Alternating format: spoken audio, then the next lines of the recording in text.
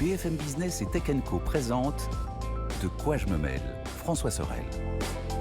Bonjour à toutes et à tous, quel plaisir de vous retrouver, sincèrement ravi de chaque semaine vous proposer un condensé de l'actualité tech, vous le savez, le week-end, à la fois en exclusivité et en avant-première en podcast, audio, vidéo, le vendredi midi, évidemment sur toutes les applis de podcast, mais aussi sur YouTube, et puis après le week-end en diffusion broadcast, comme on dit, sur BFM Business, à la radio, à la télé. Bienvenue dans De quoi je me mêle, avec un De quoi je me mêle spécial actu cette semaine, et nos deux experts pour débriefer tout ça, et une petite nouveauté que je vais vous présenter dans un instant. N'oubliez pas le hashtag DQJMM, bien sûr, comme chaque semaine, pour réagir sur l'actu sur Twitter ou X, c'est comme vous voulez, hein, on a jeté l'éponge de toute façon. Bienvenue à vous toutes et à vous tous.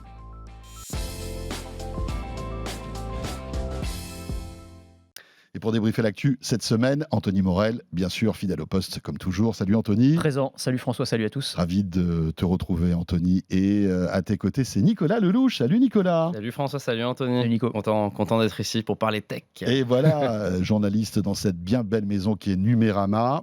Alors tiens, je parlais d'une petite nouveauté, les amis, c'est que à partir d'aujourd'hui et dorénavant, dans De quoi je me mêle toutes les semaines, vous aurez un bonus De quoi je me mêle, un petit bonus d'actu. On verra un petit peu ce qu'on a envie de vous raconter, mais c'est une exclusivité podcast, c'est-à-dire que ce ne sera pas diffusé sur BFM Business, ce ne sera pas sur YouTube, ce ne sera pas en vidéo, ce sera simplement pour vous remercier d'être de plus en plus nombreux à nous écouter, évidemment en audio, hein, sur les podcasts de quoi je me mêle. Il y aura un petit module de quelques minutes en plus, donc exclusif en audio. Et ce sera donc avec Anthony et Nicolas. Génial. On va tenter, Bah on va oui. voir ce que ça donne. On sait même pas de quoi on va parler pour l'instant. Donc, On verra. ça va être la Bon, surprise. on a quelques idées quand même, on n'est pas complètement des flemmards, hein.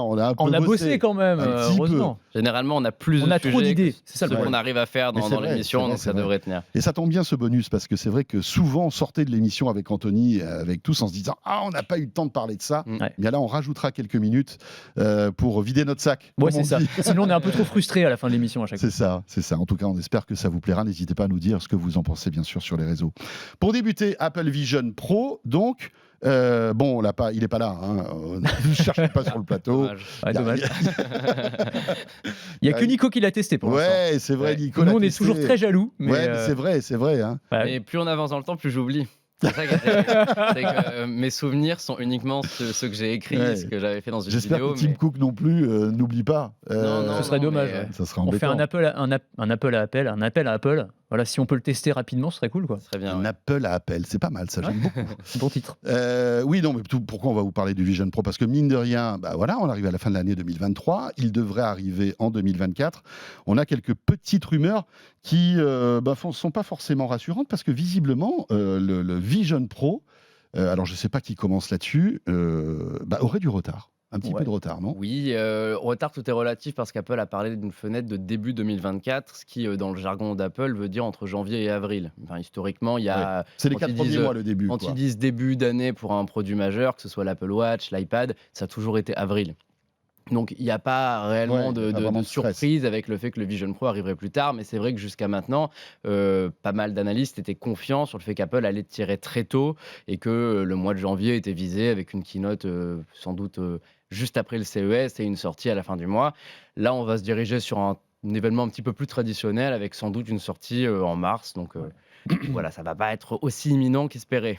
À écouter Mark Gurman, toujours très très bien informé, dans sa newsletter, lui disait que la sortie à l'origine était prévue pour janvier, mais que Apple aurait pris... Alors, c'est même pas du retard sur la production, l'appareil est Oui. prêt, il n'y a pas de problème de ce point de Il vue-là. n'y a pas des millions de produits en plus. Non, Ça va en être plus, basique, clairement. ça. Mais c'est Peut-être qu'ils vont- intéressant ils ce vont qu'il faire raconte. quelques centaines de milliers, en Bah, fait. c'est je ça, pense. ouais, L'idée, absolument. oui. Bah alors c'est justement, alors c'est lié à ça. $4 000. Le retard est aussi lié à ça. C'est-à-dire que ce qu'explique Gurman, et je trouve que c'est très intéressant, c'est que le retard tout relatif serait lié à la question de la distribution. C'est-à-dire Complètement. comment est-ce qu'on va faire pour vendre cet Apple Vision, qui n'est pas un appareil comme Ouais. un autre, très clairement. Qui a un appareil ovni, un peu. Qui est exactement un appareil ovni. Et tu vois, autant, aujourd'hui, un iPhone, un iPad, ils sortent, Ouais. tu peux les acheter en Apple Store, tu peux les acheter en ligne, tu peux les acheter chez un opérateur, chez Bien un sûr. revendeur tiers. Tu as tous les Mais choix entre possibles. le précédent modèle et le nouveau, t'es pas bouleversé. Oui. En plus, Ça peut se exactement. configurer soi-même un iPhone. C'est Voilà. pas le cas du premier Non. Vision Pro. Là, tu arrives avec un appareil personne ne sait ce que c'est. Enfin, en tout cas, les gens, ce sera complètement nouveau pour eux. Donc Apple veut se garder l'exclusivité absolue pour la vente. Donc visiblement, il ne les vendrait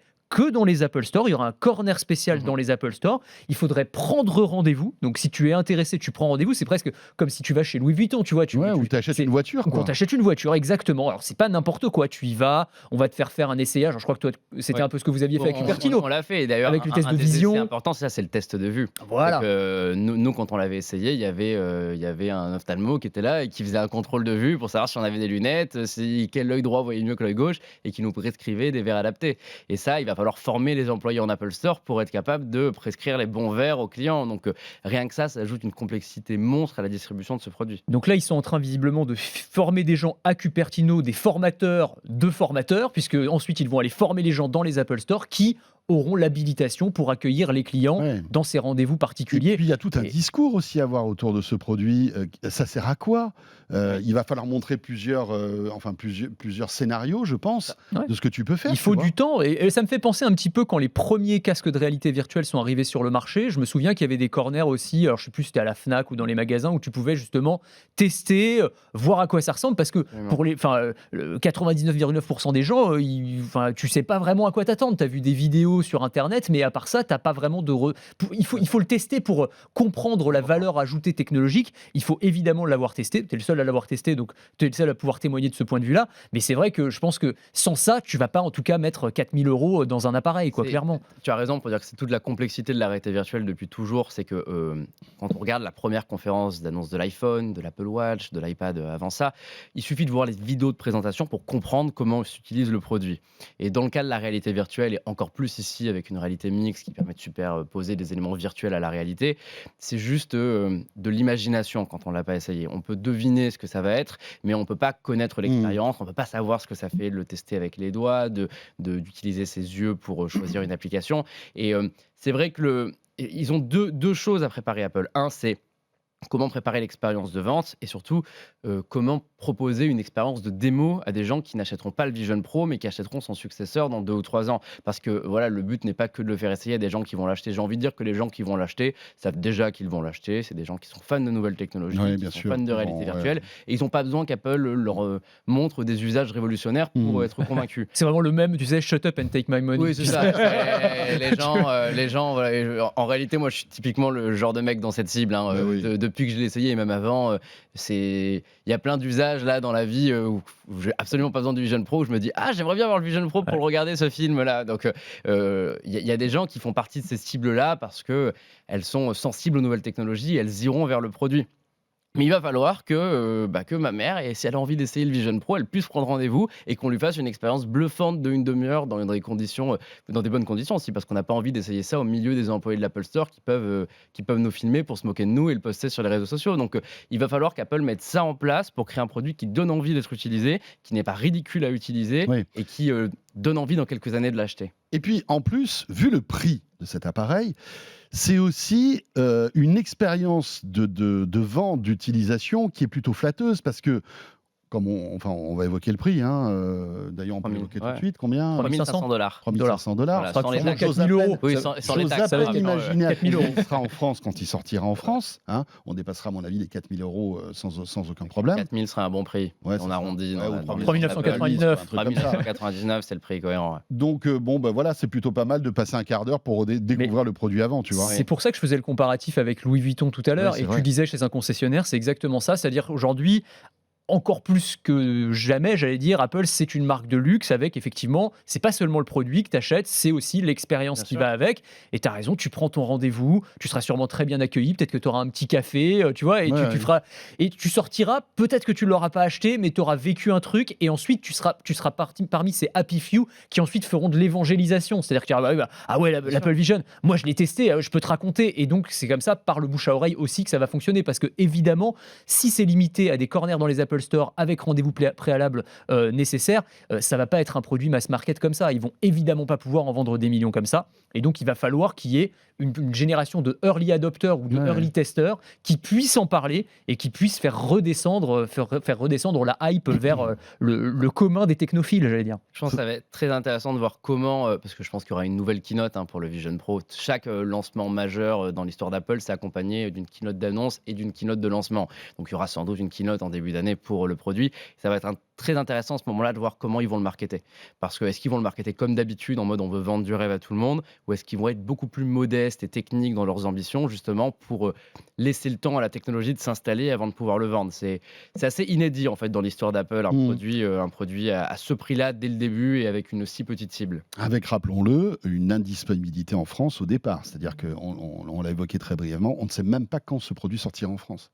Je suis même pas sûr qu'il sorte cette année d'ailleurs, ni en 2024. Et même on peut se dire, est-ce qu'il sortira un jour en France ? Est-ce que Apple, parce que c'est aussi l'autre rumeur, c'est que visiblement Apple aurait dans ses tiroirs déjà toute une itération, des itérations en fait de cet Apple Vision Pro, 4 en tout. Au moins 4, visiblement. Alors c'est ce que raconte DigiTimes, qui en général est assez bien informé. 4 quand même, non ? Oui, alors en fait le truc c'est que... Plusieurs générations. Ouais, c'est ça. Alors on sait que d'accord. Les 4, de ce qu'on sait pour l'instant, encore une fois c'est des rumeurs, mais de sites qui sont plutôt bien informés en général, tu aurais une nouvelle version du Vision Pro, donc le Vision Pro 2 probablement.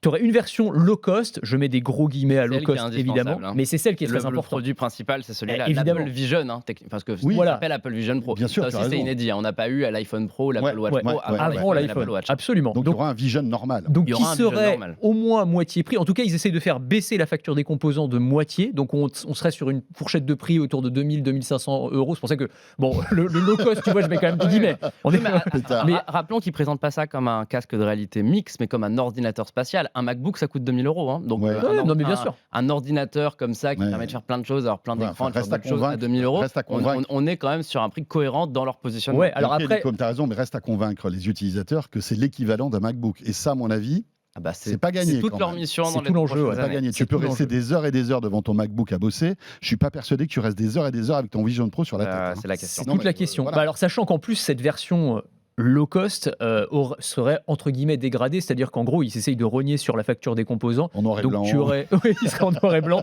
avec une résolution résolution cathodique digne d'une console 8 bits, SVHS. d'une Master System. Non mais c'est magnifique, par contre c'est génial. Non mais par exemple tu vois l'écran extérieur, tu sais, qui permet de reproduire ton visage pour les personnes qui arrivent de l'extérieur. Ça par exemple ne figurerait pas sur cette version low cost. Donc on verra ce que ça donne. Et donc tu aurais 2 autres versions. Là pour le coup c'est complètement inconnu, on sait pas ce que c'est, mais ils travailleraient dessus visiblement. Ok. Rien d'autre à rajouter sur le Vision Pro. Vivement qu'on puisse, tout comme Nico, le tester tranquillement. Puis je suis persuadé que si tu le retestes, je pense que... Moi j'ai hâte de le retester. Non mais depuis, il y a eu sans doute des améliorations, de nouvelles fonctionnalités qui ont été ajoutées. Peut-être que les premières applis des développeurs aussi arrivent en fait. Donc vivement. Là, ils ont le droit de tester. Ils doivent tester. J'imagine qu'ils doivent signer des non-disclosure agreements en lettres de sang pour dire...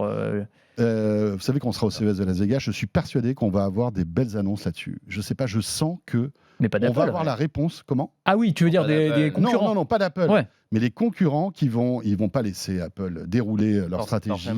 Ça paraît inévitable. Et alors, je sais pas, peut-être que je me trompe totalement, mais je suis persuadé qu'on va avoir une belle marque d'électronique qui peut annoncer un équivalent. Et je m'attends pour le coup à ce que l'après 2024 et après Vision Pro soit le moment où ça va vraiment exploser. Il y a aussi le décollage. Il y a aussi une bonne stratégie de prudence qui consisterait à dire on laisse Apple d'abord annoncer son produit, on le teste et après on travaille sur nos successeurs pour pas paraître ringard au moment où Apple sort son Vision Pro.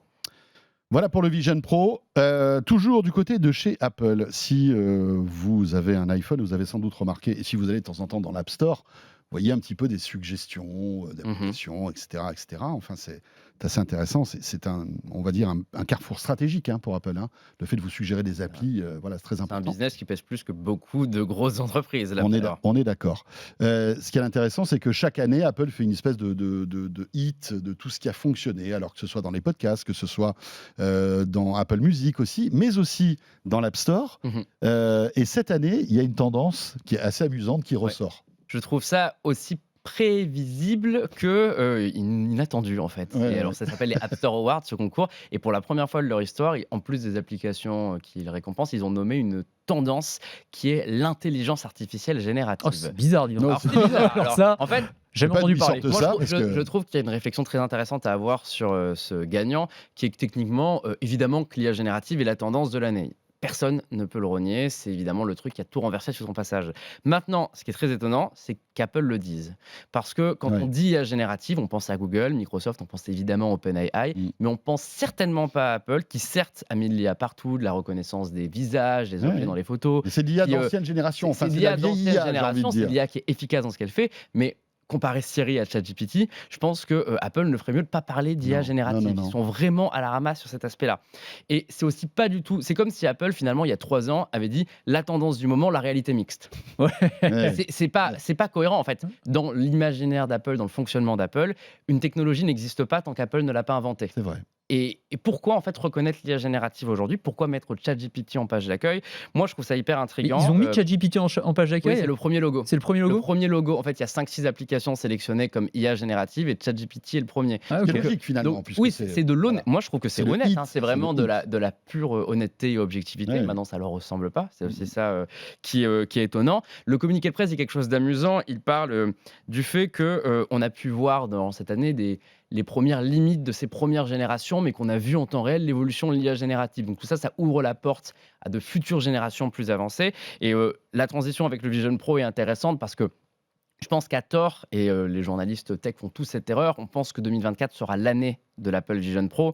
Je pense que non, ça sera l'année de l'intelligence artificielle chez Apple. Pour Apple, le focus de 2024 va être de lancer un iOS 18 avec de l'IA partout, avec un Siri qui sera capable de proposer des tutoriels, de répondre à des questions plus poussées. Un Siri qui sera au capable de niveau de prédire des choses. ChatGPT, on va dire. Absolument. Mhm. Une application photo capable de modifier des images pour supprimer quelqu'un, comme ce qu'on a chez Google. Une application dictaphone capable de retranscrire ce que disent les personnes. Enfin, je pense que, et c'est ce que dit aussi Mark Gurman, on parlait de lui tout à l'heure, iOS 18 est une mise à jour hyper importante pour Apple parce que s'ils ne se positionnent pas maintenant sur l'IA, ils ont perdu la guerre. Ils seront une marque qui va dépendre d'OpenAI, de Google et des autres. Et le fait de nommer l'IA générative maintenant, je le vois comme un petit message En du disant, genre, attendez, les on gars, arrive, on arrive. ne on vous arrive. inquiétez pas, on n'est pas en train de fermer les yeux. Ouais. C'est vraiment notre focus Avant de te principal. laisser la parole, Anthony, il y a 2 trucs intéressants, je trouve, dans ce que tu dis, Nicolas. La première, c'est que iOS 18 semblerait masquer un manque d'innovation sur l'iPhone 16. C'est ce qu'on lit aussi. Il semblerait que voilà, les projections qu'on a concernant le hardware de l'iPhone 16 ne soient pas complètement formidables. Ce qui fait que pour compenser un téléphone qui ressemblerait beaucoup au 15, on rajoute un iOS 18 qui, lui, sera totalement révolutionnaire pour Complètement. donner un mais- coup de boost et avoir un peu de marketing. Mais ça, T'as voilà. pas l'impression que ça, justement, pour moi, c'est exactement ce que tu dis. C'est un peu le cache-misère, c'est un mot un peu fort, mais de toutes les marques, en fait, parce qu'ils se mettent tous à faire ça. C'est-à-dire que le discours de Google avec le Pixel, c'était ça. C'était on a un téléphone dopé à l'intelligence artificielle, et c'était vraiment le seul argument de vente, parce que pour le reste, Non. c'est un très bon téléphone, mais il n'y a pas d'évolution majeure par rapport au Pixel 7. De plus, quoi. Exactement, non, mais c'est vraiment ça. Mais sauf que c'est iPhone, machin. Et puis, alors ça nous amène peut-être à notre sujet de conversation suivant, mais Samsung, c'est exactement ce qu'ils veulent mettre en place Ouais, aussi. c'est clair. C'est-à-dire de vendre des téléphones qui, d'un point de vue purement technologique, quand tu regardes les specs, n'ont pas beaucoup évolué d'une année sur l'autre. Ouais. Mais attention, intelligence artificielle Ouais. embarquée. Et on va mettre ça et ça va faire rigoler tout le monde. On va enchaîner sur Samsung tout de suite, mais juste un dernier truc sur Apple. Si OS 18 est à la sauce IA, ça va faire énormément de dégâts dans tout l'écosystème justement applicatif. Parce que C'est ça. imaginez, Oui, c'est aussi le paradoxe. et ça va être terrible, le nombre de startups qui aujourd'hui proposent par exemple la correction des photos, de l'IA générative vocale, etc., etc. Si tout ça est dans iOS 18, ça va tuer toutes ces startups Oui, et toutes risquent ces de applis, concurrencer comme ils le font à beaucoup chaque fois. Et ils Ouais. le font sans foi ni loi, ils s'en foutent totalement. Tu vois. C'est ça, et ils ont un avantage aussi Enfin, voilà, sur ces c'était juste une applications, petite, c'est les processeurs. Hein. On a vanté 1000 fois les puces M1, M2, M3, les puces de l'iPhone. Et Apple a pris une avance il y a très longtemps sur la partie Neural Engine, donc le NPU, qui est la puce neuronale capable de gérer les tâches d'IA. Ce qui ouvre, et c'est ça qui va m'intéresser moi l'année prochaine sur l'IA avec Apple, ce qui ouvre la porte à de l'IA avec des modèles locaux. Ce qui n'est pas le cas des autres. Les autres, on passe sur des serveurs la plupart du temps.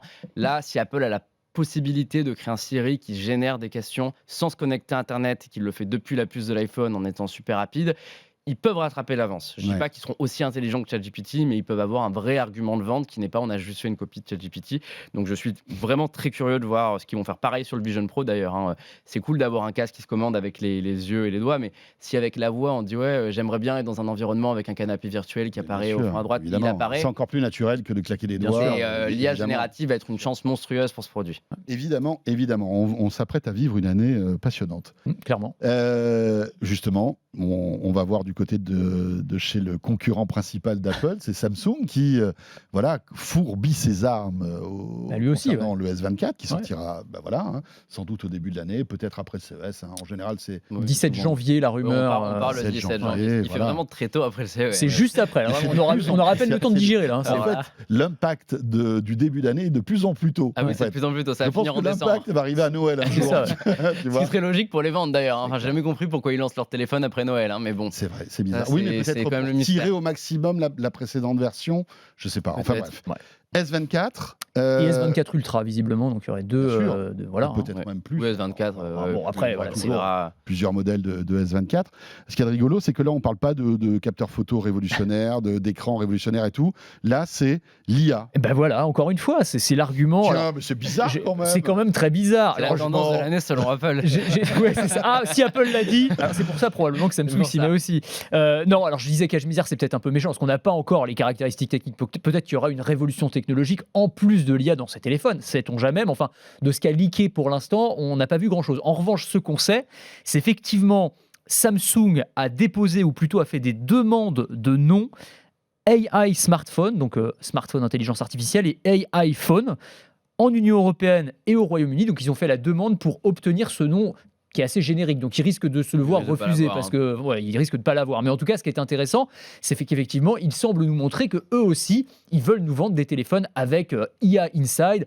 Qu'est-ce que ça peut vouloir dire ? Je pense que exactement comme sur les pixels, tu pourras avoir des fonctionnalités de retouche photo qui vont très très loin. Et c'est vrai que c'est extrêmement spectaculaire, mais qui pourrait, encore une fois, y cacher peut-être un manque d'innovation technologique pour le reste. En tout cas, ça va être clairement le gros argument massu là, quand vous allez aller chez un fabricant ou chez un opérateur l'an prochain, c'est votre téléphone, vous allez voir, vous allez faire plein de choses avec l'intelligence artificielle, avec tout ce que ça peut cacher derrière. Mais c'est vrai que Samsung, même chose, un peu comme Apple, a pris un peu de retard, ou en tout cas on les a moins entendus parler, même si on sait qu'ils travaillent sur des outils en interne. Donc voilà, on va hâte de voir ce que ça va donner très concrètement. Clair. Mais ça fait partie de leurs priorités aujourd'hui. Et donc Galaxy S24, ce sera avec de l'IA, c'est sûr. Mais c'est vrai que qu'est-ce que pourrait rajouter en termes de hardware le S24 ? On voit rien de révolutionnaire à l'horizon. Tu vois, oui, c'est le problème. Ils ont dévoilé un exemple déjà parce qu'ils ont confirmé le fait qu'ils allaient faire un smartphone de l'IA.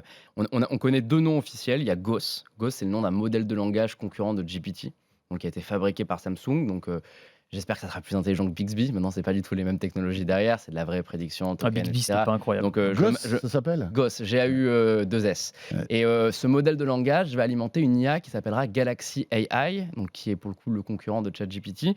On ne sait pas quelle forme il va prendre. J'imagine qu'il y aura une partie assistant vocal qui va remplacer Bixby. Il y a une fonction qui est intéressante que je ne crois pas avoir vue ailleurs, qui est la traduction des appels en temps réel. Et je me demande en fait comment Samsung va mettre ça en place, mais je m'attends à ce que le S24 fasse une démonstration de quelqu'un qui téléphone en coréen, qui parle, mais la personne au bout du fil entende les réponses en anglais. J'espère qu'il n'y aura pas trop de délai, parce que ça va faire des appels en duplex, ça va pas être hyper pratique, mais en tout cas, oui, les marques sont bien partis pour se mener une guerre là-dessus et montrer qu'elles peuvent toutes avoir des idées que les autres n'ont pas eues. Et c'est intéressant parce qu'on a l'impression que chacun va garder dans son écosystème sa propre innovation IA. C'est-à-dire qu'à partir du moment où tu achètes le Galaxy S24, tu rentreras dans l'univers intelligence artificielle de Samsung qui ne sera pas disponible sur les autres devices. C'est ça. Apple, pareil. Il n'y a que ChatGPT finalement qui est un peu universel, qui lui est installable sur n'importe quel téléphone, etc. Il pourrait être les grands gagnants de tout ça. Bien sûr. Est-ce que c'est une stratégie ? C'est intéressant comme stratégie parce qu'on voit que ce qui se dessine derrière tous ces écosystèmes. Et puis en plus il y aura celle de Google qui sera forcément plus large que celle et qui sera intégrée à Android, donc bien sûr, qui sera là aussi. Alors peut-être au début au Pixel comme d'habitude, c'est-à-dire qu'ils gardent leur exclusivité, mais après en général ils lâchent la bride. Et puis il y a aussi le fait que à l'inverse, OpenAI a des ambitions dans le hardware.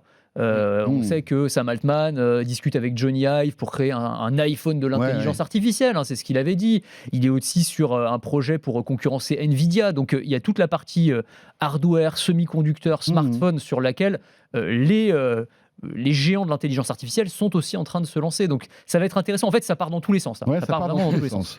Pour terminer avec Samsung, une autre rumeur assez intéressante. Comme quoi le géant coréen travaillerait sur une paire de lunettes connectées. Le retour, alors c'est vrai que ça fait longtemps qu'on en entend parler de ces fameuses Galaxy Glasses, donc le retour des Google Glass, mais nouvelle version finalement. Et c'est vrai qu'il y a plusieurs fabricants qui sont sur cette idée de lunettes à réalité augmentée. Alors là, ce qui relance cette rumeur, c'est le fait que Samsung a déposé encore une fois plusieurs noms. Alors c'est Samsung Display, qui est la filiale de Samsung qui fabrique des écrans, mais qui fabrique pas des écrans que pour Samsung, qui fabrique des écrans pour tout le monde, et qui a déposé des marques et des logos. Magic Pixel, Flex Magic et Flex Magic Pixel. Et certains y voient le prélude à des lunettes 3D, lunettes de réalité virtuelle, lunettes de réalité augmentée. On ne sait pas exactement, on n'a pas beaucoup plus d'informations pour l'instant, si ce n'est que, visiblement, en interne, ça travaille sur des écrans flexibles qui pourraient être adaptables aux lunettes. Est-ce que ce sera chez Samsung en interne ? Est-ce que c'est pour équiper un fabricant concurrent, on ne sait pas pour l'instant, mais c'est vrai que ça fait longtemps qu'on dit que maintenant les Google Glass qui n'ont jamais pris clairement dans le grand public, qui sont un des plus gros fails technologiques de ces 15 dernières années, pourraient revenir sont sortis par la porte et pourraient revenir par la fenêtre, justement grâce à l'intelligence artificielle qui permettrait de les piloter de manière beaucoup plus fluide et beaucoup plus intelligente. C'est ça. Est-ce que finalement le nouveau device à la mode, ça va pas être la paire de lunettes, quand on voit que Meta s'y intéresse, quand on voit que Lenovo, les TCL, les Oppo sortent, et c'est toujours de nouveaux form factors avec de nouvelles fonctionnalités. Si Samsung s'intéresse à ça, les amis, c'est très intéressant. Parce que quand on voit que ça a été les premiers à lancer la montre connectée, l'un des tout premiers, et qu'après les autres se sont engouffrés, c'est pas anodin en fait, parce que Samsung est un fournisseur de composants qui après revend tout ça, c'est ce que tu disais, à des concurrents directs. Dans l'Apple Watch, vous avez du Samsung sans aucun problème. C'est le plus gros client de Samsung, c'est Apple. Voilà, c'est ça. Donc c'est intéressant, Nico. Le plus gros client de Samsung, Oui, d'Apple, je pense aussi qu'il y a, de toute façon, les lunettes, c'est un fantasme de science-fiction depuis des années. J'ai vu Mission Impossible, le dernier hier, et les lunettes de Tom Cruise, à chaque fois qu'il les portait, ça me faisait rire parce qu'il a vraiment une réalité augmentée parfaite, alors que les trucs, c'est des Ray-Ban hyper Il est amusant d'ailleurs. Moi, j'adore Mission Impossible. Ouais, c'est ça, c'est vraiment, c'est ChatGPT le méchant. J'étais pas au courant d'ailleurs de le voir. Mais c'est assez innovant d'ailleurs, je trouve. Enfin, c'est intéressant. Ils l'ont bien écrit en tout cas. On part pas sur les fantasmes. Et puis juste une parenthèse sur ce film, c'est que c'est un truc qui a été écrit il y a 3 ans au minimum, tu vois. Ouais, non, ils ont eu de l'avance. Les mecs étaient visionnaires. C'est vrai que pour le coup, je trouve ça fascinant, les scénaristes qui arrivent comme ça à avoir des. J'ai une super anecdote là-dessus, c'est que Joe Biden a lancé des lois pour réguler l'IA après avoir vu le film à la Maison Blanche. J'avais entendu parler de ça. Ils ont vraiment dit qu'après avoir vu le film, il a eu peur de l'entité qui est l'intelligence artificielle de Mission Impossible. Et du coup, c'est pour ça qu'il veut réguler l'IA aux États-Unis. C'est drôle. Si j'ai une IA dans un sous-marin, c'est pas bon. L'IA dans un sous-marin, ChatGPT, faut pas que ça aille dans un sous-marin. Attends qu'ils se remettent la saga Terminator, on n'est pas bien. Si les coups Terminator, ça va être la galère. Mais tout ça pour dire que les lunettes, ça te donne évidemment envie. On est en train de préparer ça, c'est clair. Je pense que la première étape, c'est le système d'exploitation. Ça va passer par le Vision Pro avec Vision OS. Ça va passer en 2024 par Android XR. On sait que Google, Samsung, Qualcomm travaillent ensemble là-dessus. Dans un premier temps, ça sera sûrement des OS pour des casques, donc du coup avec des écrans devant les yeux. Mais si on regarde ce que propose Apple, ce que propose Meta depuis peu, c'est globalement des fenêtres qui se superposent à une reproduction de la réalité. Donc le jour où la techno est là, on peut juste avoir les fenêtres.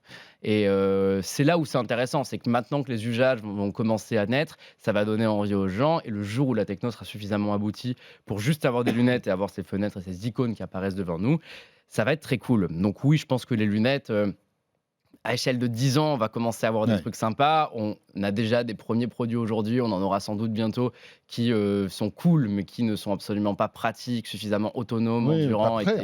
Mais c'est super cool. Moi, je trouve ça très bien. L'usage numéro 1 pour moi, c'est le GPS. Le jour où on n'a pas à se tourner pour regarder l'écran.